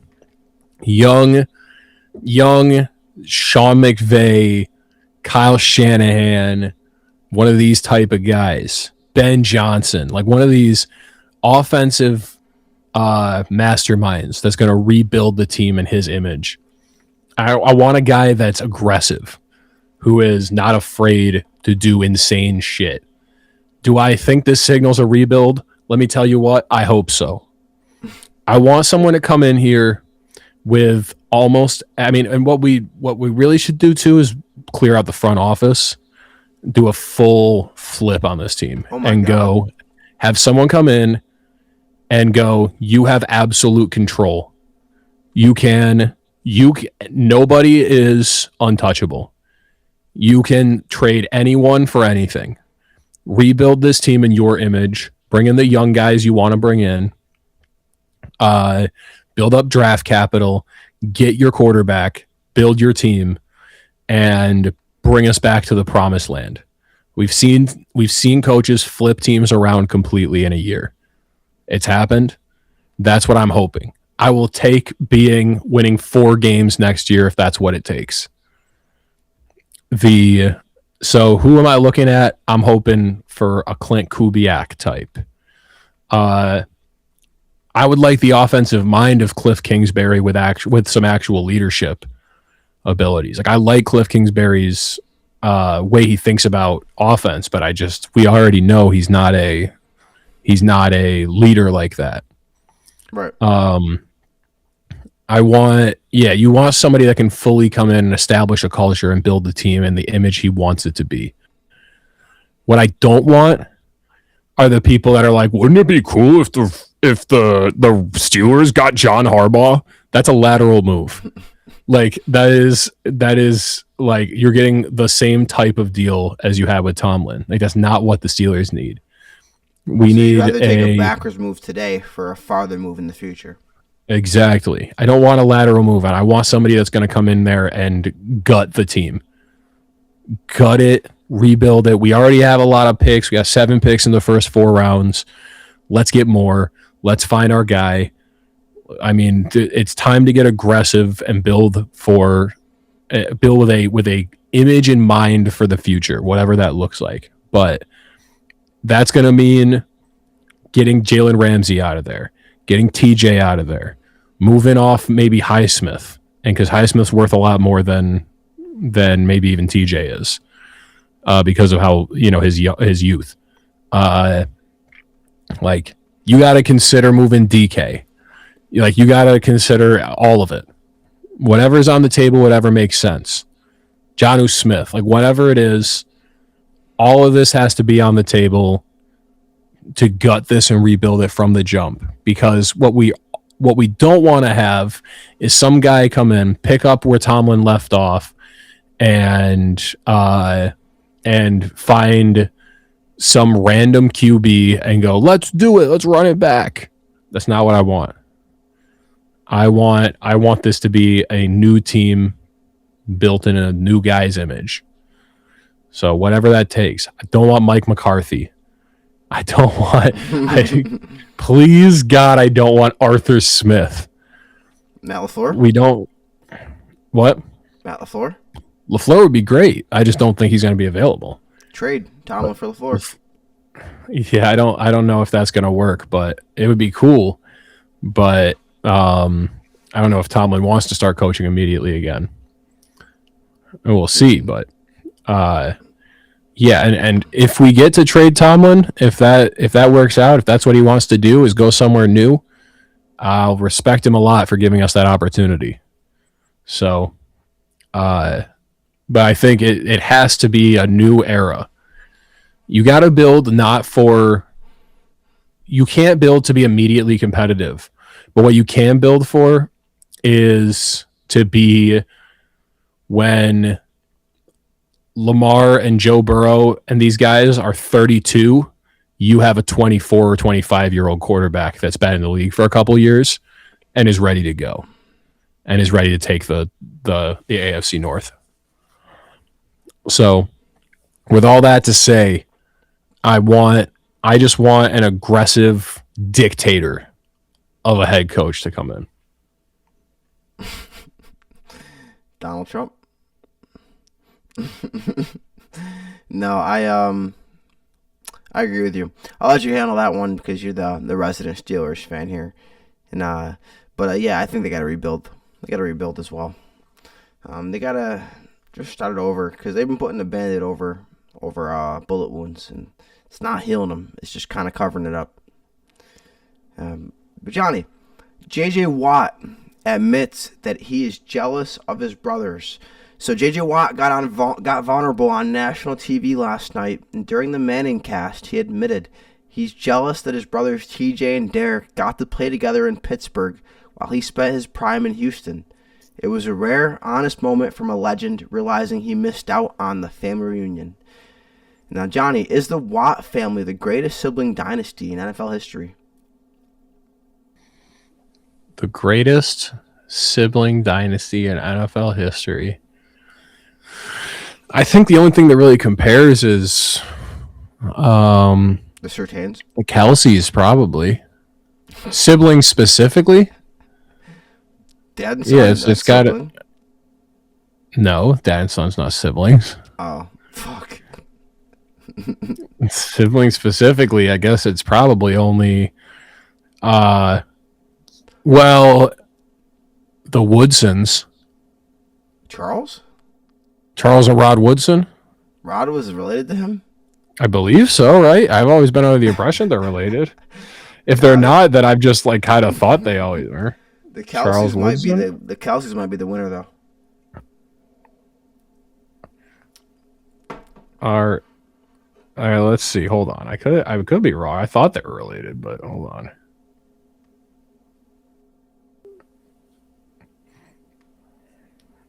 Blah, blah, blah.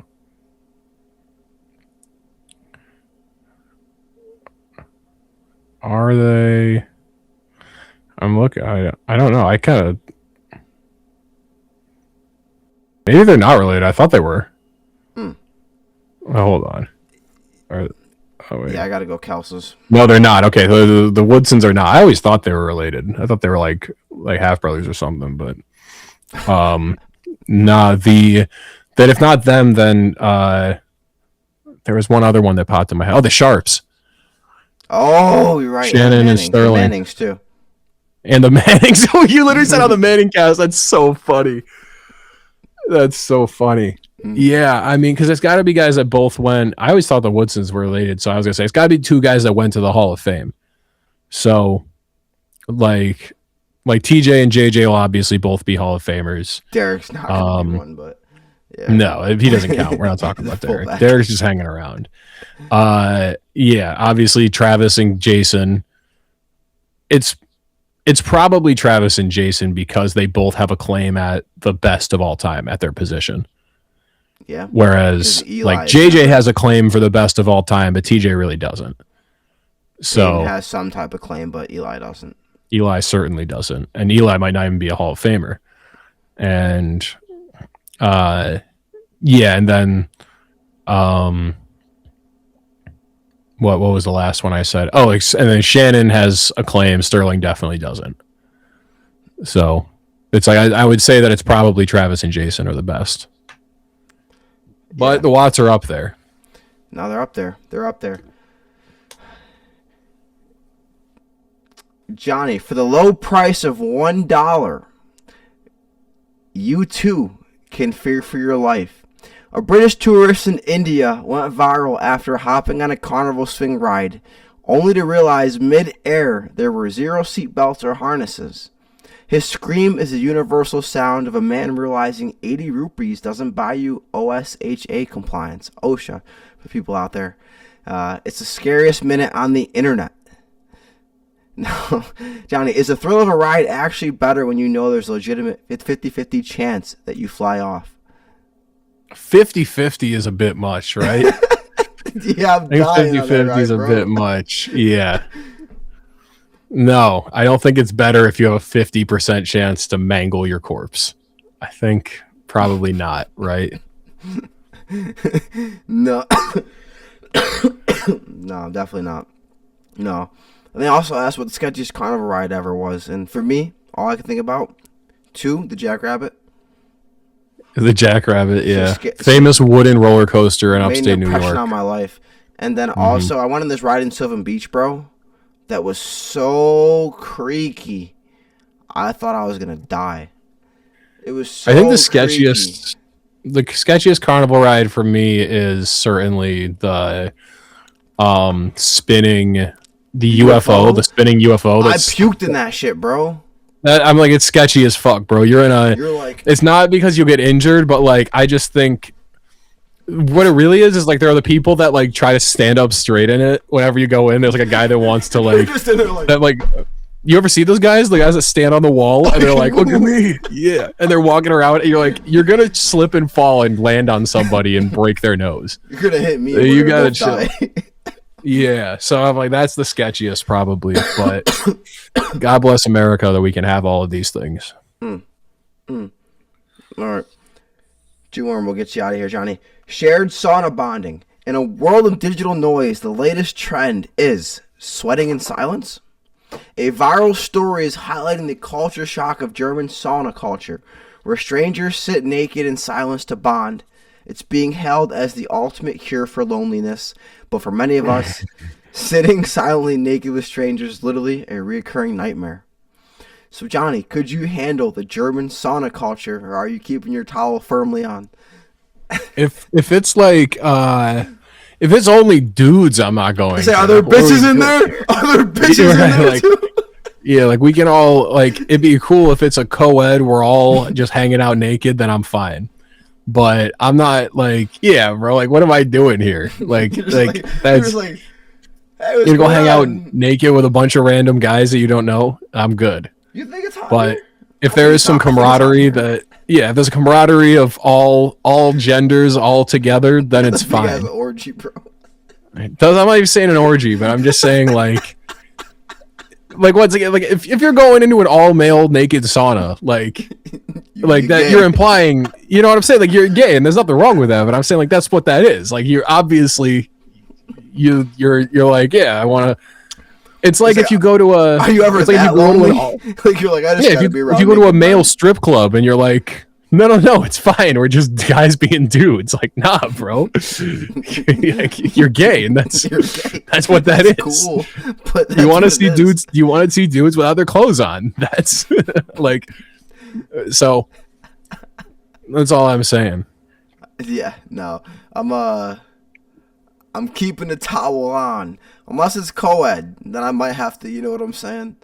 If everyone there's a camaraderie and an equality, an egalitarian sauna where everyone is naked, no matter what, that's fine. That might be a good spot, though. You can skip everything. Cause some of these, it's not about what you, I don't need a 10, I don't need a 10 in clothes. I need a 10 in the bed. You know what I'm saying? Like, I could take a 7.5 in clothes, but a 10 in the bed. You feel me? So I just, right out the gates, I already know what we're working with. But I'm not with the. Yeah. Well, I think you can't be like chirping at girls in the sauna. I think in the naked sauna. No, you can't. It's got to be a safe space. It's got to be a safe space for everyone. Comment. What is the sauna etiquette for hitting on women? I gotta know. I think you can't. I think you're just not allowed. We're naked in the sauna. We're already making a connection. You can't naked in the sauna. You can't hit up. It's got to be a safe space for everyone. This is why we can't have the co-ed sauna. It's because people like sauna. You who wanna go and chirp at these women. All right, so we can't just all be naked. What's the statute of limitations? Do I gotta wait like a few days after? Can I hit her up on the way out? You can, if once you're both fully clothed out of the sauna. You meet in the parking lot, and you could ask her what's good. You looked pretty nice naked. I'm glad to see you look as nice in clothes. What's your number? Exactly. There you go. You could do, but in the sauna, off limits. No, can't do it. No, silent. Just silent. Honestly, that's nice. Pure silence. Because I want connection with people, but sometimes I just don't want anyone to fucking talk. Last one. If you're planning a trip to Egypt, check your watch and your menu. A viral thread on Egyptian culture is blowing up, warning tourists that stuffed pigeon is a top-tier delicacy, and that when someone says they are 5 minutes away, they're actually 45. It's a beautiful reminder that time and food is relative. Johnny, are we adopting the Egyptian 5-minute rule for this podcast starting right now?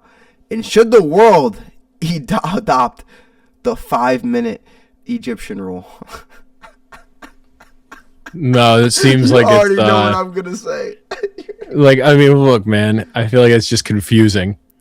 5 minutes means 45 minutes. Why don't we just say 45 minutes? 45 minutes means an hour. 5 minutes means 15 minutes. We all know. But Egypt's in Africa, and it all makes sense now, because I think niggas and Egyptians got a whole lot in common. A whole lot of comment. We already know when we already did it. We already started it for this podcast. You know damn straight when I tell your ass 5 minutes.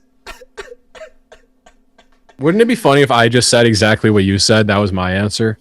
That Egypt is in Africa, and you know what that means. I just went, whoa, what a way to end the podcast. Africans and niggas. I mean, Egyptians and niggas, bro. Nah, that ass. If I say I'm 5 minutes away, what I really meant was I should have texted you 40 minutes ago or 40 minutes from now. Like, nah, it's tough world out here. I try to make it 5. Like, when I say 5, I mean 10, and I try to get it like 7.5. But sometimes it takes 12. Nigga time's different, bro. Nigga's time's different. But listen, we got to get Jonny out of here because he's got some sumo. It's sumo time, folks. Come on. Eonishiki's 2-0. Started out undefeated. I needed that after the Steelers. We haven't talked about sumo in a minute. But listen. Thank you for joining us for another episode of Couch Coach, your favorite podcast featuring an all-star staff of the best to never do it. Without a couch, you're just a coach. Without a coach, it's just a couch. And with both, you're one of us. Hit that like button. Hit the subscribe button. And if you got some motherfucking shit to say, leave a comment. While you're at it, hit the notification button and make sure you stay ready for when we hit the airwaves weekly. And for more, make sure to follow us on whatever platform you consume your content, whether on Instagram, Facebook, YouTube, TikTok, or X. Search Couch Coach Pod in your search bar and look for the green coach sitting on a green couch. You can't miss it. Now, if that was too much for you to remember, make sure to hit up that description for all the links to all our socials and our Couch Coach headquarters. It's Jonny. It's Coogii. Thank you for watching Couch Coach. We'll see you guys soon. Pray for the Steelers. Rock Chalk Jayhawk, Rock Chalk Jayhawk, Rock Chalk Jayhawk, KU. Let's fucking go, baby. Upset of the year. We out. Yippee!